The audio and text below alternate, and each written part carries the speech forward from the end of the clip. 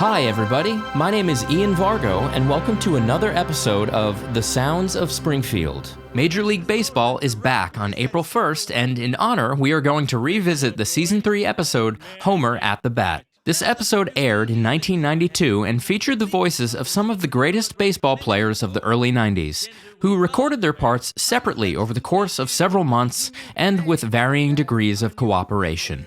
Showrunners Al Jean and Mike Reiss didn't expect to land a full roster of 9 players, thinking maybe 3 at most would agree.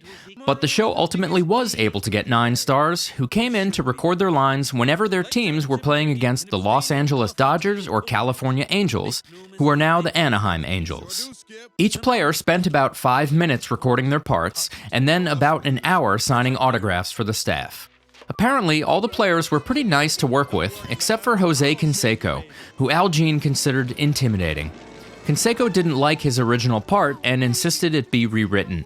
Ultimately, the writers grudgingly made him as heroic as possible in the episode, having him aid a woman whose house was burning down. Anyway, here's a video of a deeply hit fly ball bouncing off of Canseco's head, resulting in a home run. It's him right in the head, he goes over the top. It hit Canseco in the head. You will be remembered for that forever. It doesn't matter from which angle you look at this episode, it's brilliant. It's got animation that is at times beautiful, and at other times hilarious. Homer choking on a donut has always been one of my favorite scenes because of the character animation. Check out this freeze frame. In fact, there were not 1, but 2 reported cases of people who claimed to have saved lives after learning the Heimlich maneuver from watching this very scene. What? Homer at the Bat has some great running gags found in other classic Simpsons episodes, like Bart disrespectfully referring to his own father by his first name. You make me sick, Homer. And law enforcement unjustifiably firing their weapons and grossly abusing their power. What seems to be the problem, officers? It's enough out of you, smart guy. Reach for your license. Of course, there is some great sound design, like in this slow motion sequence.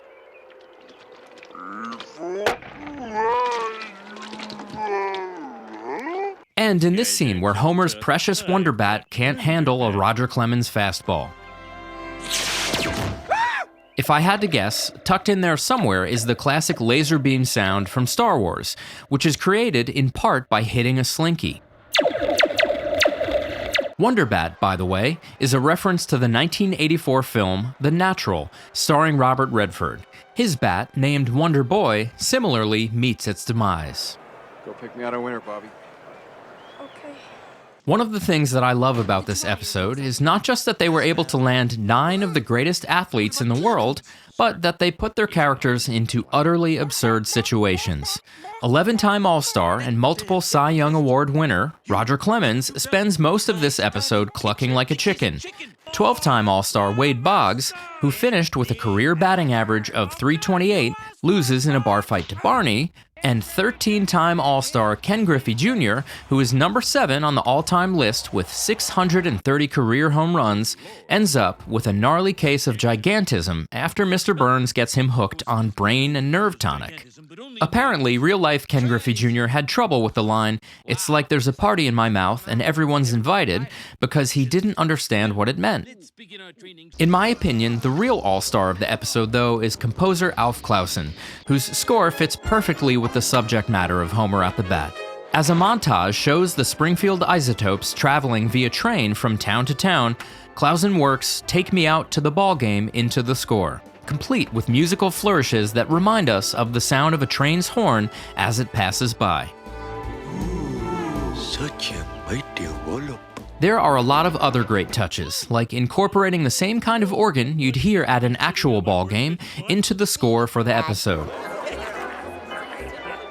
Mattingly, for the last time, get rid of those sideburns. Organists have been a part of America's pastime since 1941, when Ray Nelson began playing at Wrigley Field in Chicago. They're a part of the game's rich history, and as of recently, over 15 major league teams still featured live organists during games.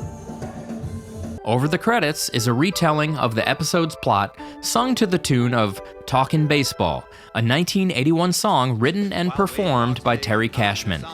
This reimagining of the song was penned by writer and producer Jeff Martin, and they actually got Cashman to come in and sing the new version. Cashman has been on record stating he often gets more requests for The Simpsons' Talkin' Softball than he does his own original song.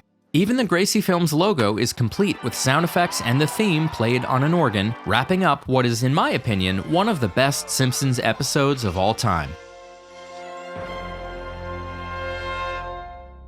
If you enjoyed this episode, make sure to click subscribe.